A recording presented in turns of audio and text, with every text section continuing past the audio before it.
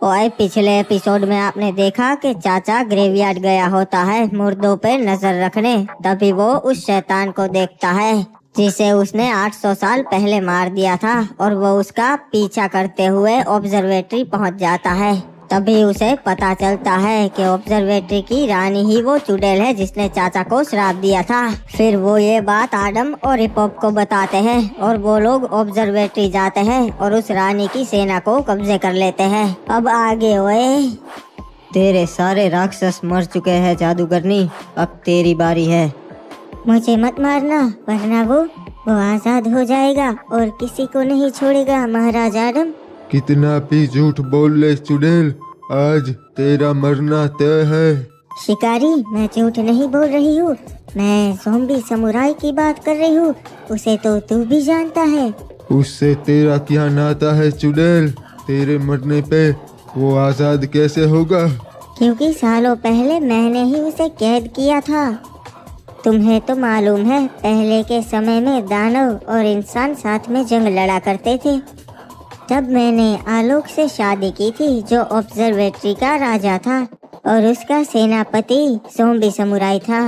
बाद में मुझे पता चला कि आलोक ने मुझसे शादी इसीलिए की थी क्योंकि उसे मेरे ताकतों की जरूरत थी, और उसने मुझे अपनी कठपुतली बना के रखा था। इसीलिए एक दिन मैंने ये फैसला लिया कि अब आलोक को रास्ते से हटाना पड़ेगा।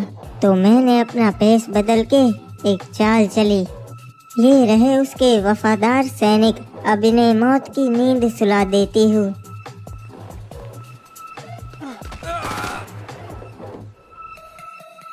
अबे ये क्या? ये मेरे सैनिकों को क्या हो गया? इन्हें किसने मार दिया? लगता है किसी घुसपैठिए ने ऑब्जर्वेटरी पे हमला किया था। अरे महाराज, ये क्या हो गया? इन सबको किसने मारा? पता नहीं, मैं अभी अभी आया और देखा तो इनकी लाशें पड़ी हुई थी। महाराज, मैंने ज़ॉम्बी समुराई को देखा था, वो अभी अभी यहीं से गुजरा। Zombie samurai? पर वो ऐसा क्यों करेगा? वो तो मेरा सेनापति है, उसने मेरे लिए बहुत जंगें लड़ी है। बुरा मत मानिएगा महाराज, पर मुझे ज़ॉम्बी समुराई की नीयत पे पहले से शक था। वो आपको ही मारने आया होगा क्योंकि अब उसे ऑब्जर्वेटरी का महाराज बनना होगा, पर आप मौजूद नहीं थे इसलिए सैनिकों को मार दिया। सही कहा तुमने, वो दूसरी चाल चले, इससे पहले मैं उसे खत्म करवा दूंगा।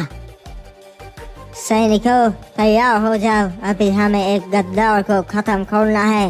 वो और कोई नहीं, हमारा ज़ॉम्बी समुराई है, सेनापति। उसने मुझे मारने की कोशिश की, वो अब गद्दार हो चुका है।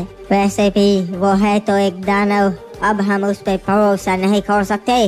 तो जाओ ग्रेवयार्ड पे जहाँ पे वो रहता है, उसकी पूरी सेना को मार दो और उस ज़ॉम्बी समुराई का सर काट के यहाँ मेरे पास ले आओ।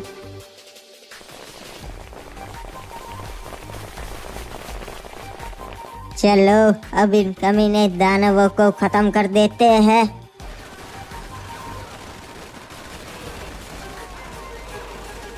आए बड़े, हमारे महाराज को मारने वाले गद्दार कहीं के। ये क्या? किसकी इतनी हिम्मत जिसने मेरे ग्रेवयार्ड पे हमला किया? ये तो हमारे ही सैनिक है। ये क्या कर रहे हो तुम? हमारे ही आदमियों को क्यों मार रहे हो? अब तू हमारा सेनापति नहीं है, तू अब गद्दार है। साले मतलबी इंसान, तुम पे कभी भरोसा ही नहीं करना चाहिए था। मैंने तुम लोगों के लिए इतनी जंगें लड़ी और आज उसका मुझे ये इनाम मिला।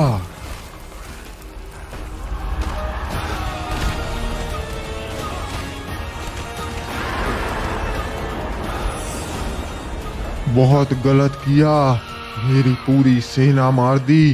तुझे मैं नहीं छोड़ूंगा आलोक।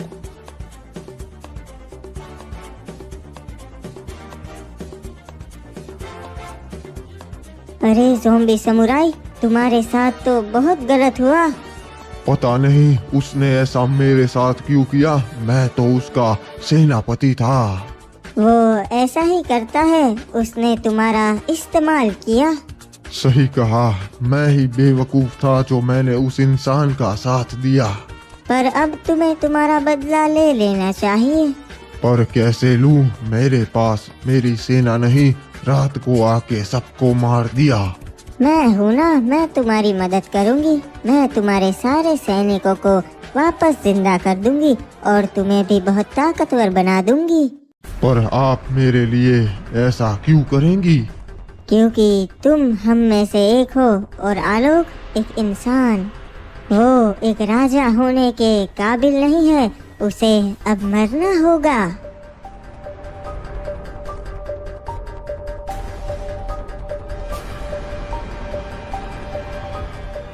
चलो सैनिकों, अब अपना बदला लेने का समय आ गया है। खत्म कर दो सबको।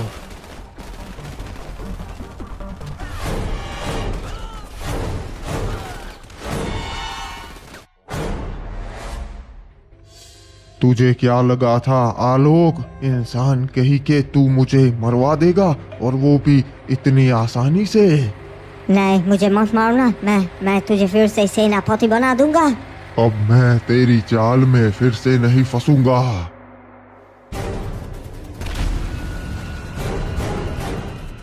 इस तरह उसने आलोक को मार दिया, पर वो वही नहीं रुका। उसकी भूख और बढ़ गई थी।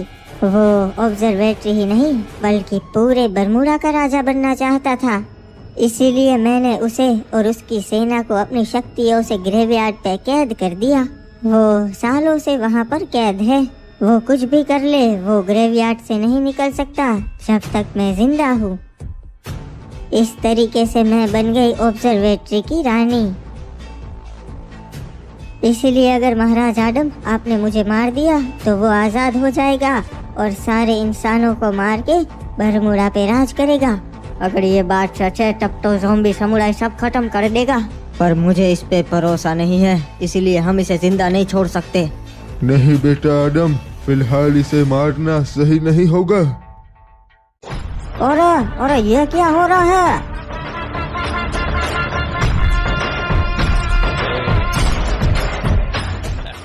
अरे बेटा आडम, मैंने कहा था इसे नहीं मारना चाहिए, ये क्या कर दिया? अरे चाचा, ये मैंने नहीं किया, ये तो अपने आप हो गया।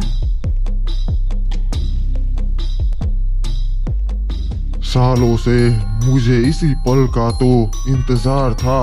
आखिरकार अब मैं आजाद हूँ।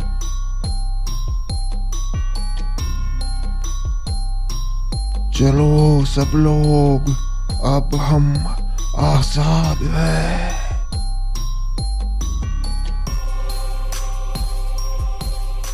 ये क्या? ये तो मुर्दे हैं। ये तो हमारे ओर ही आ रहे हैं। हमला करो सब लोग, एक को भी मत छोड़ना। ये क्या? जिसका डर था वही हो रहा है। ये हमारे ओर आ रहे हैं। मुझे यहाँ से जाना होगा। इन्हें मारने का कोई फायदा नहीं। ये नहीं मर सकते हमारी बंदूक और गोलियों से। अब एक ही रास्ता है, हमें महाराज आडम के पास जाना पड़ेगा मदद लेने के लिए। कुछ लोग यही रुको और कुछ मेरे साथ चलो रीमनाम विलेज पे।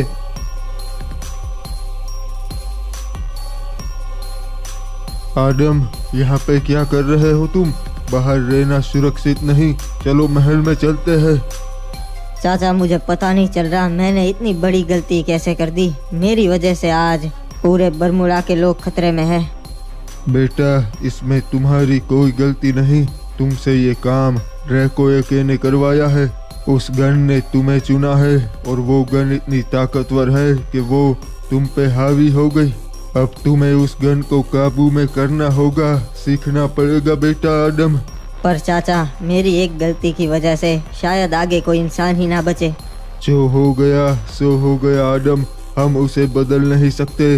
अब हमें आगे क्या करना है वो सोचना है।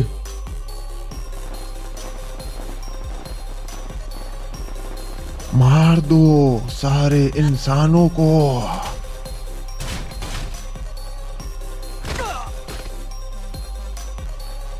अरे बाबा, ये क्या हो रहा है? ये तो सारे मुर्दे ग्रेवयार्ड से निकल के हमारे कातुलिस्तीवा पे आ गए। हमें जल्दी से यहाँ से निकल के किसी सुरक्षित जगह पे जाना पड़ेगा। मतलबी इंसान अपने साथियों को छोड़कर भाग रहे हैं। जल्द ही सारे मारे जाएंगे।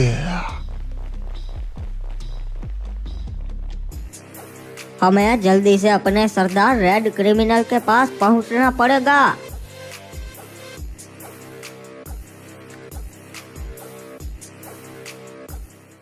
मेरे क्रिमिनल भाइयों, मुझे पता है कि कल जो हमारे साथ हुआ वो कोई आम बात नहीं थी।